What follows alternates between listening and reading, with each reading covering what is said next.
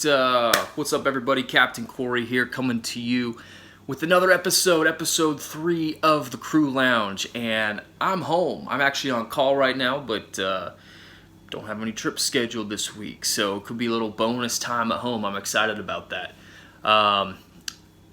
Awesome responses. Thank you very much for the emails and the feedback and the comments from the first 2 episodes. I just want to be here to answer your questions, motivate, inspire you guys that are career aviators, and just make this a community where we can all just, go after it and get our goals and meet people, and because that's how you can get jobs. It's all about meeting people and helping each other out. It is what it is. So that's what we got to do. So I wanted to follow up today, but I've been thinking about this for the last couple days and super pumped to get this out, because in the last episode we talked about the 2 main ways, I guess, to get your flight training done: military and university or college degree program. But I got a lot of feedback like, well, Corey, I already have my degree, or it's really not for me, or I want to change my career. What do I do? Well, I got 2 stories for you today. 2 stories of guys that I know personally, that I worked with. One guy I worked with, another guy that I actually helped flight instruct for a little bit. And I want to share their stories today and help motivate you, because they didn't go through the military or through the 4-year degree. And hopefully this can shed some light on that and kind of how they did it, and motivate you that way. Give you some ideas, be creative about getting the flight training done. First, before we get going, I told you I want to make this helpful as well, not just career-wise, but give you some tips and some apps and things I like. I'm going to start off with the big one. One app that I absolutely love that works if you're doing your private pilot license all the way through professional. I still use it today, is ForeFlight. You got to go download ForeFlight from the App Store. It is a subscription-based service.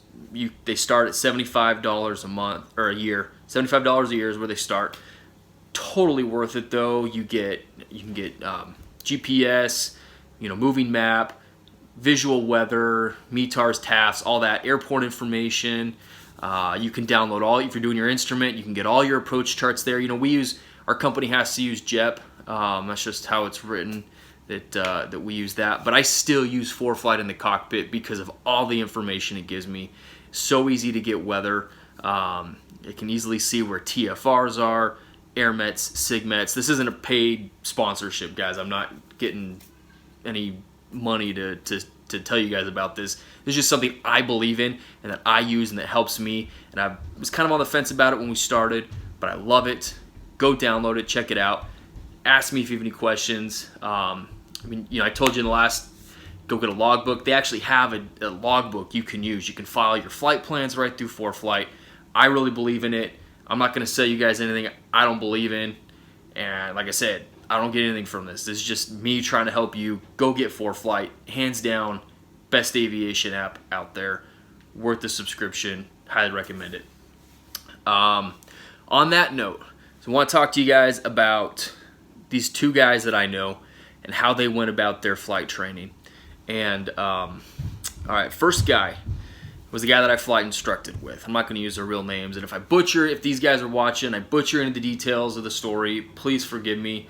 But I think I know kind of the gist of it. So first guy went through school, and I think he might have started a little flight training, maybe done his private pilot's license and instrument while he was doing his degree, but not very much. And he went through school in some computer science, software development, or something in computers, programming, something along those lines. And he decided that's what he wanted to do. Graduated, 4-year degree in the computer science field. Went and got a job and a nice internship. Made some money. And flying basically became his side hustle. So he was working in computers and flying on the side, and he was single, didn't have wife or kids or anything like that to deal with. Saved his money, but he was young, so it was all right. I mean, he's right out of college and was basically flying on the side. And I don't think he took out any loans to get it done. Maybe a little bit. I don't know. I'd have to apologize for not confirming that, but I don't think he did. I think he paid for it all just from the money he was making from his job. Got his degree in that. Kind of knew he wanted to be a pilot, so it was kind of planned. Got to a point where he got his commercial license done, got his CFI done. He'd saved up enough money from working with computers that he could take a pay cut and go flight instruct and build hours and get experience. And was able to do that. He could do some computer stuff on the sides because that he picked a field which was nice. That there were a lot of jobs, a lot of demand. I mean, if you're in anything like that, you're gonna be able to find jobs. And this was kind of during the recession too. 2008, 2009 when I met him. And yeah, flight instructed, got some time, had saved his money, was smart. You take some planning to do what he did. He's a very intelligent guy, one of the smartest guys I've ever met, honestly. And went and finally got a job with the regional. Now he's working at a bigger carrier and living the dream. Do what he want to do, doing what he wants to do, and without having to take out a bunch of loans. That's one of the reasons, and I don't know if I made this clear in the last episode, a lot of guys like the 4-year programs. It can be easier to get some financial help if you go through a university or degree program. They're just little setups. Now, the next guy I'll talk about didn't, but anyway, so super smart guy, had it thought out, saved his money, flew as a side hustle, made it work. Now he's flying for a bigger carrier and doing really well for himself. So super happy for him. So a lot of you guys, and he just kind of chipped away at it, and some of you guys, that's okay. Maybe you don't want to just go right in the aviation field. Now, if something happens, he's got a good plan B. He doesn't have to, if he loses his medical for whatever reason, I mean, heaven forbid he goes blind. That might affect computers too. But, you know what I mean? Like, you never know. It's good to have a plan B in aviation because that medical, something crazy could happen and you're out. I'm not saying don't go through the aviation degree program. But think in your back of your mind, what's something else you could do? Because it'll keep you motivated too. Always learn. Think about something you could do in case. That's just what good pilots do. So that's the first guy. Second guy is a guy that I actually started teaching from private pilot. I did his private pilot training and his instrument training. And when I started flying with him, he had to have been late 20s, early 30s. He was a little older than I was. Super cool dude. One of the best students I've ever had. He was motivated. He wanted it. At the time he already kind of had a side hustle. He had a job, his own kind of cleaning business that he was doing, and he had another job. So he was working 2 jobs. And these stories. I didn't know another guy that had a cleaning business that started flying. Okay, like. There's so many of these stories, so you can do it. If you decide, man, I really want to be a pilot, now is the time. Go do it. Follow one of these guys and do what they did. It can happen. If you don't feel because you didn't go to the military or you didn't get into the 4-year degree or you just chose not to do that, it's over for you. You can still do it. So we started. Then he added flying on top of it. So he's got 2 jobs, a couple kids, a wife. And he's flying. I remember some days him coming into training just tired and exhausted, but man, he wanted it so bad, and he was good, and he paid attention, and just breezed right through it. I mean, one of the best students I had because he wanted it. I had some guys that were younger, and they didn't care. Mom and dad were paying. This guy wanted it. Now, I believe. Some flight schools, now there's a difference between Part 91 and 141. 141 basically means it's kind of an FAA-approved curriculum, little different standards. You can get some of your ratings a little fewer hours, not much. In the end, it doesn't matter when you go to your job. But we were a Part 91 flight school. We weren't 41, which made it a little harder to get loans. But we had a deal with a local bank or credit union or something that they guys that wanted to fly could get basically, I think it was a line of credit, and they could fly and go off of that. So talk to your flight school. If you're in this position, maybe see if they have any, if you can't get some of the federal aid or some of the other private banks that do a lot of flight loans, Sally Mae, those kind of folks, talk to your local flight school. Maybe they have a deal already.